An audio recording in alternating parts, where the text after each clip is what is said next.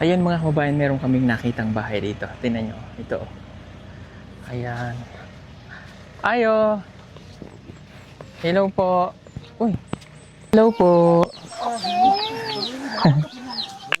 Magandang hapon. Kilala nyo ako? Opo, sir. Ano pangalan ko? Kilala tayo. Bahay nyo po ito? Yes, sir. Okay. Natutubo rin kayo? Yes, sir. Oh, okay. Okay lang, mang-istorbo kami sa inyo? Okay lang po, sir. Okay. Hi, baby. Nanay mo siya? Yes, sir. Okay. O sige, dinadamitan niya lang yung anak niya. Ano po to? Sayote? Yes, opo, sir. Pantanim nyo? Hindi, sir. Panggulay. Panggulay. Pero pwedeng itanim yan. Oh, pwede po. Pwede daw. So, pwede mo kahingi ate? Pwede po, sir. Pwede? Pwede itanim yan, di ba? Oh, pwede po. Si nanay. Ito, nanay, katutubo talaga to. Itsura niya, no. Yung buhok niya, ang ganda. Taga-Sitio Alon mo? Oh, yeah. Uya. Oh, ganda, buhok. Ito, oh. Ay, kaso may iro dyan, eh. May... nailuya rin, oh. Pantanim niyo to, ate? Ano, manghihingi na naman ako? Manghihingi naman myself. Pwede, no? Ate, pwede naman. Ate, pwede naman makahingi? Oh, pwede po. Sige, tinaw. Bait talaga. Itatanim lang naman. Okay na to, dahil pantanim. Alam mo naman tayo masipag magtanim. Papalitan ko yung tanim ko dun sa sako. Ito, papalit ko ba? Ilan ba yun? Isa? Pwede isa ang ganito, isa lang. Ilan ba yung sako ko? Isa, dalawa, tatlo, apat, lima. Yun dun sa ano? Yung may ampalaya. Palitan ko naman siya ng luya. Ay, ang dami ko nang kinuha. Lagot ako. Ate, tanawa ang kinuha ko. Okay lang? Pwede. Dangagang ko pa? Oh, dagdagan. Dagdagang ko. Hindi, te. Yun yung iwan niya, yung sako yung bili niya. Wag na, man. Wag. Ayan, okay na to. Ayan, okay na. Ayan, brother. Kuha ka ang dahon ng saging. Pantanim. Pindon. May Pantanim. nasa loob. Pantanim natin. Salbahe ko ba? Ayan. Parang din tayo bibili ng luya. Sunod. At ito pa nga yung hinihingi ko eh. Sayote. Ito ate, natatanim din siya. Opo, sir. Patubuin ko lang na. Akin lang ito ate. Akin lang to, o sa'yo na lang to. Magbibigay ka hindi? Sayote. Sayote, di ba? Sayote. Sayo kuya. Pag sa akin na to, Sayo kuya. sa akin na to. Akin na to, Tino. Mabait naman yan siya. Ate, duha aking kinuha ko. Okay ra? Okay ra, sir. Okay. Okay lang duha? Dapat lang na. Pwede pantanim to eh. Diretso na lang sa lupa. Ganda yun ngayon kasi. Hindi, kaya po sa kanila ako nanghihingi kasi para yung makukuha nating pantanim may value. Di ba? Pag galing sa kanila, punong-puno ng pagmamahal yung itatanim natin. Ha? Meron ba? Asan? Makalagay sa basket. Asan? Asan? Ay, wag yan. Manok na yan. Meron na tayo yan. Uy, may nakita pa ako. Kapayas. Mamaya. Sakto na, day. Ha? May sayote. Sayote. Papaya. Luya. Kuya. Pula ng tanglad. Nakatad Tapos may daw. ano ka na ng... Manok. Hindi, yung kamote. Manok na lang, day. Manok na lang. Bakit nag-iiyak si baby? Ha? Ito nyo yung buhok ni nanay, oh. Tanawa ang buhok ni nanay, oh. Parang Maraot mo na. maruot. Ganda. Dili, Ganda. Parang kapatid siya nung yung dalawa yung magkapatid na may asawa. Kamag-anak. Ganda ng buhok ni ate ba? Hindi na ganda mo to. Hindi, Nang kumo. hindi daw siya maganda. Sabi, hindi Ganda ng buhok. Smile. Nagmama si ate. Halika muna. Dito muna tayo. Oh, may baby ka pa pala. Bagong panganak ka pala. Ilang linggo na yan? 2 pa kasi mana, sir. 2 kasi mana. Dito ka lang nanganak? Opo. Si nagpaanak sa'yo? Si mama? Oo, yung mama ko. Biyanan? Opo, sir. Grabe. Baby pa. Babae yan? Lucky. Okay. Pwede ako akyat? Pwede po, sir. Okay. Kaso lang maraming... Okay lang, oy. 2 kasi mana pa lang. Lalaki o babae? Oh, lalaki. Kasi nga lang yan. Junior dati. Junior. Kasi bunso na. Opo, sir. Junior. Okay. Ilan ang anak mo? 4, sir. 4 na. May dalaga. High school? 8. Nasaan na siya? Kumuha ko ng kapoy. Nangahoy. Sayang, wala dito. Baka nandyan na. Nandyan na. Okay. Baba, pita ko na si Bibi Basig doon. No? Umawa na doon, kuwari, wawin, pangayo. Nag-aaral siya dito sa taas? Grade 8. Kamusta siyang mag-aaral? Okay naman? Kamusta ang buhay niyo rito? Okay, Rafael. Okay, anong hanap buhay niyang asawa mo? Kuhaan ka naman. Maghornal. Maghornal. May pagkain ba kayo dyan?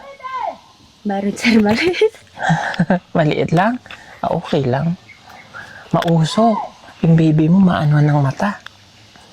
Teka. Nagsasaing pala.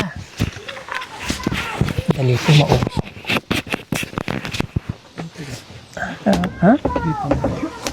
Ini may baby siya.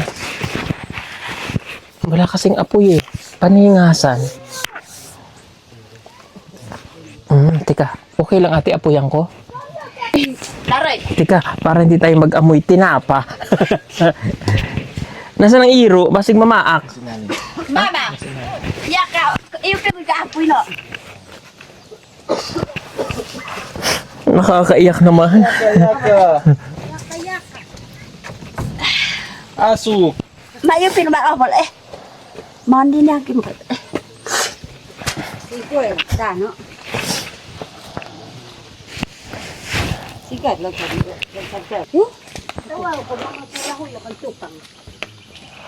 Marlene!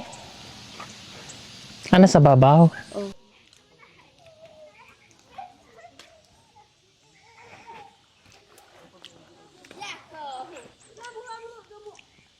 Sino yung anak mo dyan?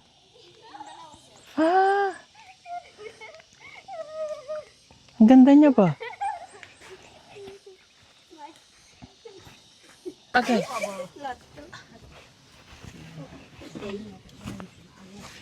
Ayan. May upuan ba doon, War? Anong pangalan? Marlene po. Marlene, ikaw? Margin po. Marjane. Okay. Kaya katutubo ano?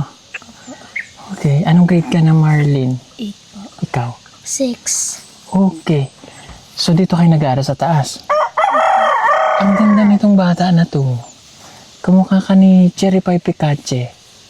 Oh, yung artista nung kabataan ni Cherry Pie. And ang ganda ng kulay.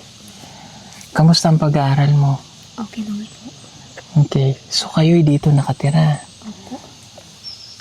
Naglalakad ka pa kaya't pagpasok? Hindi po, inatid po kami ng aking ama. Ay, natid ka. Okay, may motor. Okay, anong pangarap mo? Teacher po. Wow. Teacher, ikaw naman? Police. Wow, pulis. Okay, ilan kayong magkakapatid? 5 na po sana kami pero patay yung isa eh. Ang galing mo magtagalog Ibig sabihin nag-aaral. Isang basihan ko kasi na ang isang bata kapag nakakausap natin ay magaling magtagalog, nag-aaral mabuti. Tsaka magaling yung teacher nila. Okay. Bakit magaling ka magtagalog? Kasi ito lang po yung tinuturo ng teacher namin na hindi dapat maging mahiyain. Kasi yung mahiyain ay wala tayong matutunan kapag mahiyain tayo. Galing naman. Apir nga ta. Iyan ang gusto ko, yung di mahiyain. Kamusta ang pag-aaral mo? Ikaw ba may honor sa school? O kamusta yung grado sa school? Ano yung pinakadako na grado? Hindi namin alam kasi hindi pinapakita ng teacher Ay, namin. hindi pinapakita. Pero nung first grading, second grading? Hindi ko rin po alam. Ay, hindi mo alam. So, paano nyo lang nakikita si mama? Hindi pinapakita ang grade? Hindi kasi kapag closing na, yun pinapakita na ng teacher namin. Ah. May ganun pala na hindi pinapakita. Iba, paano pagka bagsak ka? Hindi ko rin alam. Totoo ba yan? Tika mo, baka may, hindi naman sa inaano natin, no? Kasi minsan may ganun talaga. Hindi ko lang po, huwag natin i-judge yung guro kung bakit hindi pinapakita. Dahil baka may iba pong basis or naintindihan mo ba yung sinabi ko? O, ang tinatanong ko kasi bakit hindi niya alam yung grado niya. Sabi niya po ay hindi pinapakita ng guro niya. Baka po may ibang hindi natin alam, no? Kaya huwag po tayo magsasalita ng hindi maganda, no? Lalo, hindi naman natin alam. Baka may ibang, bahari kong maitanong sa guro, no? Ganon. Ikaw din ganon? Nakikita mo ang grado mo? Opo. Nakikita mo? Siya ang hindi. Sa elementary. Okay. Kasi para at least alam ko kung ano yung, like for example sa science. Ano ang grado mo sa science? Diba? 80, 85, something ganon. So, hindi mo alam. Pero binibigyan ka ng award. Anong award mo? Diba yung iba mga achievement award like nakapasok siya ngayon dahil maganda yung grado niya, may top, mga gayaan. Hindi ko kasi nabasa eh. Hindi mo alam. O ikaw? Ikaw naman? Lagi po akong may award kasi po kahit ulan po, pinapasok po kami ng nanay ko kasi para po daw yung matuto kami. At saka yung award ko po nilalagay ko po lang sa sa folder po. Folder. So ano yung pinaka-dako mong grado? Aral pa. Aaralin panlipunan. O anong grade mo doon? 92. Oh, magaling ka ng mag-aral. Oh, di ba? Medyo kahawig mo si Ruth. Baka mag-anak mo siya. May kilala kang Ruth? Taga-Kapatagan? Kilala mo siya? Si Ruth. Ansayad. Oh! Kamag-anak mo? Opo. Kaya pala kamukha. Oh. Sino? Mama mo o sa side niyo? No? Ano po yung nanay niya po? Kapatid ng? Ano po yung Agaw. opo. That's why ang galing ko, di ba? Maano kasi ang aking memory. Kumbaga, kung sa 1 terabyte masigit pa. Oo, kaya the way pati siya magsalita, parang si Ruth. Gusto mong maging teacher, no? Maganda yung pangarap mo na yan, ha? Oh, pagkatapos ng high school, siyempre grade 12, ano yung plano sa college? Ikaw ba yung makakapag-college? Ano po yung hindi ko po alam kung mag-aral pa po ako. Hindi po kasi kaya ng magulang ko eh. Hindi kaya niya mama? Kamusta ba yung buhay niyo dito? Medyo okay, medyo din hindi rin po. Okay, dun muna tayo sa medyo hindi. Sabi mo medyo hindi okay. Bakit hindi okay? Kasi minsan wala po kami kain. Ganun po. Kasi si daddy po, minsan wala rin siyang makikitang pera. Ganun po. Okay. So, sabi niyo naman ay may okay. Bakit naman okay? Kasi kapag may mga kapag may pera si dad na kapag may pera na makita si dad at palagi niyang binibilhan ang mga ang mga ate ko at ako rin naman binibilhan niya ako ng mga pagkain basta't makakain binibili sa amin. Yun, medyo okay rin po. Okay. So, ibig sabihin, masinop ang papa nyo. Kung ano ang kailangan niya na ibibigay sa inyo pag mayroon. Okay. Kasi nasabi mo kanina, minsan kahit wala kayong pagkain, malakas ang ulan, papasok pa rin. May baon ba kayo? Medyo wala po kapag pero may pagkain po kaming baon kapag pero medyo may mga pera nga ipinadala si Itay sa amin pero pangbili lang naman yun ng pagkain namin. Okay. Ano yung pinakamalaking baon mo? 10 po. 10? Okay lang, huwag kang mahiya. Di ba dapat hindi nahihiya? Kasi ngayon lang tayo nagkita eh. Ngayon lang tayo nagkita. Okay, kaya nahihiya ka. Okay lang yan. Ano yung ginagawa nyo kanina? Kumuha po ng panggatong. Wow, ang galing nyo ha. Kayong dalawang magkapatid ang... Nagagandahan talaga ako sa kanya. Kahit siya Black Beauty, or, sorry for my word, Black Beauty siya eh. Kamukha mo talaga si Cherry Pie Picache. Ang ganda. I-comment nyo na lang kung sino po yung kamukha niya. Iniisip ko rin kung sino yung naging kamukha mo ng mga natulungan. Parang mayroon din. Tsaka ang ganda ng ngipin niyo. Sino? Rebecca. Ayun, si Rebecca, taga Damilag. Hindi ba ikaw yan? Yung sister ko. Okay. Okay, tingnan nyo mga kabayan yung location namin. Sobrang ganda. Tingnan yung bundok sa likod nila, At may puno ng papaya. Hihingi ako dyan mamaya. Ito na pala. Okay. So, mga pangarap nyo ay maging pulis at ikaw naman ay maging teacher, no? Sa sitwasyon ng pamilya nyo ngayon, ano yung nakikita mo, in the next 10 years, lihin lang natin. Di ba ganito yung buhay nyo rito ngayon? Sa mga susunod na taon, 5 taon, pagkalipas ng 10 taon, saan naman nakikita yung sarili mo? Ilang taon ka na ngayon? 15 po. 15. So, pagdating ng 10 taon, ikaw ay 25 na. Right? Ikaw naman, ilang taon ka na? 12. 12 plus 10 is 20. 22. 22. So, nasa legal age na kayo. Ano yung nakikita nyo ng buhay nyo noon? Ikaw muna, 25 ka na noon. Sa tingin mo, ano ka na noon? Parang, ano po? Pero ako ba? Nahiya. Huwag kang mahiya. Di ba, syempre, mag-aaral ka pa noon. Tapos, ikaw naman 22 na. Palagay ko yung nakagraduate na kayo. Ikaw nag-aaral ka pa ng kolehiyo. Kung makakapag-aaral ka ng kolehiyo nun. Hindi kaya ako naman naitanong. Yung 25 years kasi, 10 years from now, ay ikaw ay nasa tamang edad na. Alam mo kung bakit ko tinanong? Kasi syempre kayo ay nasa tribo, mga katutubo. Na maagang nagkakaroon ng maagang pag-aasawa. Tama?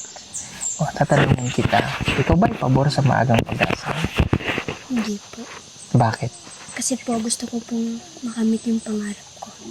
Tama, na maging guro. Opo. Okay. Paano pag dumati yung punto na hindi ka na pag-aralin ni nanay tsaka ni tatay kasi hindi na nila kaya, and then all of a sudden biglang sinabi, mag-asawa ka na. Sabihin ko po sila na, Nay, kung magtrabaho muna po ako bago ako, pag makakita na po ako ng pera bago magpasok na po rin ako. Galing. Ganon dapat, Aper. Very good ka dyan. Yun yung mga gusto kong tanong na nasasagot ninyo kasi yun yung gusto kong makita kung ano yung buhay na gusto nyong tahakin.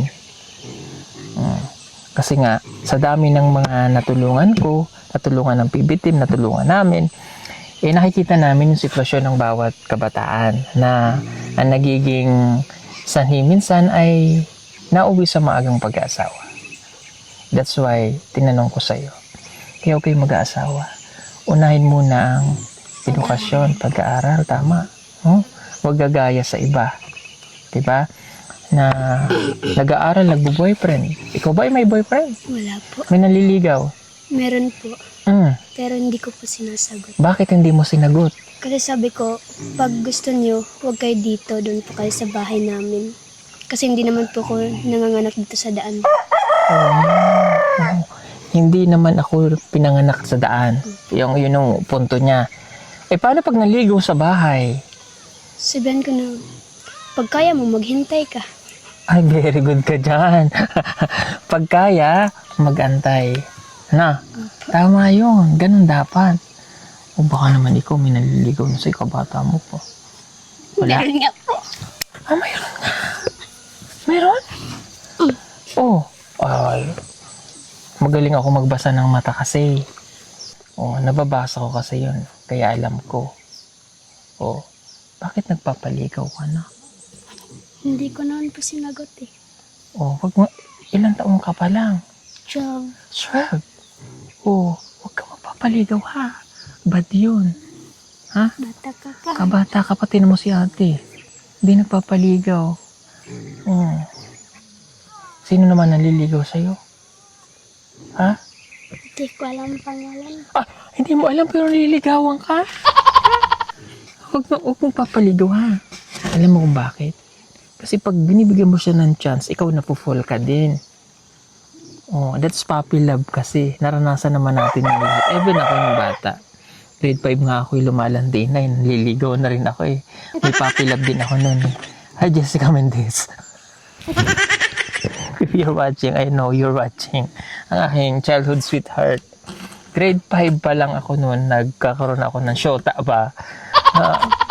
Napagkwentuhanan lang. Pero napagtanto ko pagdating ng grade 6. Yan, naging best friend ko siya. Magpinsan pala kami. Anyway, kidding aside. Ayun. So, napagkwento. Hindi. Ito naman ay kaya ako ginawa. Interview ko ng ganyan. Dumaan tayo sa kwentong ganito sa interview na to para at least mag-guide kayo sa tama. Ano? Na wag magpaligaw. Okay? Para yung taong nanliligaw sa'yo ay maiiwas mo din sa ganon. Ilalaki siya. Kung palaligaw siya, manliligaw siya ng manliligaw hanggang malimutan niya na yung pag-aaral. Na hindi naman dapat. Na importante palagi sa atin ay pag-aaral. Kung nakikita nyo yung tahanan nyo ngayon, yung sitwasyon ng pamilya ninyo, hindi na dapat ganito sa darating na 10 taon. Nung ako'y nag-aaral, wala pa kasing grade 11 and 12 noon. Pagdating ng 4th year, pagka-graduate namin, ang sabi ng aking mga klase, after 10 years, magre-reunion kami. Pero hindi natuloy yun hanggang naging another isang dekada, 20 years kami nakapag-reunion. So, kumbaga, naplano ng Diyos kung ano na yung mararating natin sa buhay. So, nabago ko, yung tadhana ko. No, pero, kung dumating man sa punto ng buhay natin na tayo naging matagumpay, huwag natin i-judge yung kaklase natin kung ano lang yung narating. No? Hindi ka bawasan ng buhay mo yun. No? Kailangan palagi pa rin tayo maging simple. Okay? Pero ang isang armas ninyo para matupad nyo yung pangarap ay ano? Ano yung sandata ninyo para matupad ang pangarap? Mag-aral po naman. Ayun, mag-aral. Okay? Anong madalas yung pagkain dito? Ha? Kamote, kanin, usahay. Opo. Oh, masarap naman yung kamote, 'di ba? Oh. Yan nakikita nyo yung bundok na yan, 'di ba?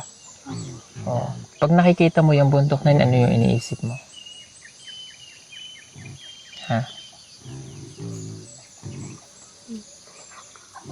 Anong iniisip mo? Oh. Ako ang nakikita ko sa bundok na yun, pag nakikita ko, di ba mataas siya? Sana ganun din sintayog niyan yung pangarap nyo. Na? O, tas di ba nakikita natin, dati kasi mayaman sa puno yan. Dahil sinaka, konti-konti na lang. So parang ganun din, kulang pa. Nagkulang pa yung buhay natin. Kasi nagsisimula pa lang ulit. Pero darating yung araw na mapupuno rin yun ng mga puno. Kasi matagumpay ka na. Para sa buhay mo ba? No? Babalik yung sigla. Uunlad. No? Okay? Sige. Kayo ba ay may mga gamit sa school?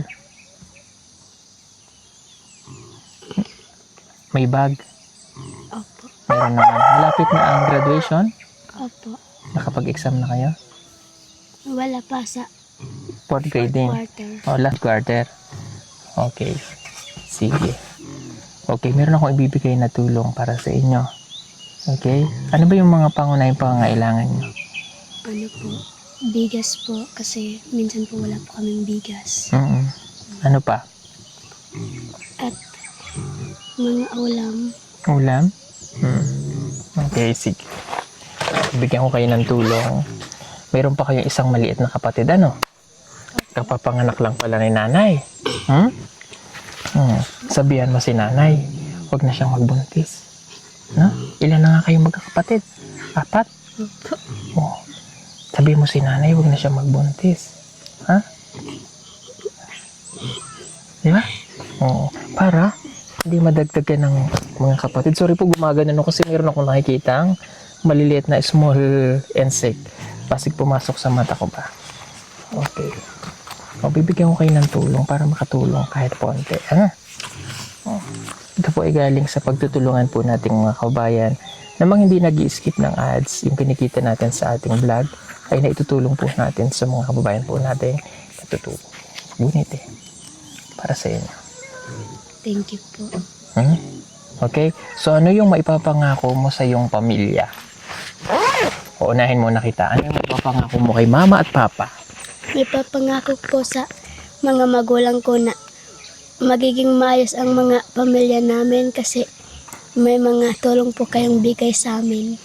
Okay? O, syempre, kahit hindi sa tulong ko, kailangan mo ay mag-aral para maibigay sa kanila yun, ano?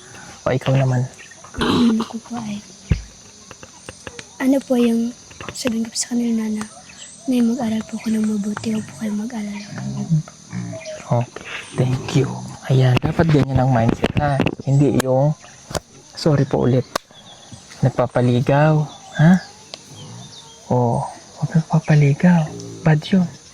Ha? Ikaw naman, huwag ka muna mag-aasawa. Okay? Gutom na kayo? Ha? Medyo po. O, ano ba sudan nyo dyan? Mga Galay? Okay, sige. Kain. Magluluto pa kayo? hindi po. May luto na. May luto na ba? Okay, sige. Sige. So, kanus mo lang nakakasama yung asawa? Matagal? Palipat-lipat? Hindi po, sir. Ah, Isa lang po sila sa isang balay? Ha? Nasaan ang balay nila? nadasog, sir. Magkakasama kayong tatlo. Uy. Nandyan sila? Oh, nasa. Okay. Ang imong bana nandyan din. Uy. Listen, sa dito. Ay, ando tuhan na. Kanlihad ka. Umalis? Diyan lang po, sir. Malapit lang po, sir. Okay. Grabe tatlo yung asawa sa isang balay. So, paano kayo natutulog? Isa ka, mo ko ko iba. Gibat ka, maiya. Og tayo wala on kaasawan. Tatlo, nasa paano yun? Kapag sila tanan to? Oh, pero ang isa, sir, kay di silbi kuan na kanang tiguang ng isa kanang duay niya nga ikaduha. Tiguang na unya ni ingon man siya nga musiparit na daw siya tulog. Unya. Pero isa ra sa isa ka balay. Pero lahi lagi mo ra pud siya kwarto. O pero kaning duha kay katong isa kay batan pa man mao ra pud ipad. Si nanay, Oh, mao ra ning silang duha. oh. Dalawa lang silang itinatabi ng asawa nila dahil Kasi yung isa- tiguang na. yung isa kasi matanda na. So, pag tiguang ka na, parang, Nakahiwalay ng o iwalay, o dito ka na muna, ganun. Pwedeng adtuan natin sa inyo. Kanya. Kaso wala yung lalaki, no? Mara door ra man pud sir, nara pud. Pwede sa atas. Oh, pwede na ra man. Hindi, mga Ay. Ang iyan doon ka-asawa na di. Wala po diay ang kuan diya kanang ikaduha kay nanghurnal daw kuan halot og kamot ay kamuti. Okay. So, balikan na lang natin siguro. Maganda yung kasing story nun. No? Sige, cut mo na dahil. So, ano po yun? Kumbaga, respeto na lang natin kasi yun kasi yung ano nila, tradisyon po, no? Tradisyon ng pamilya. Bawal sa sana.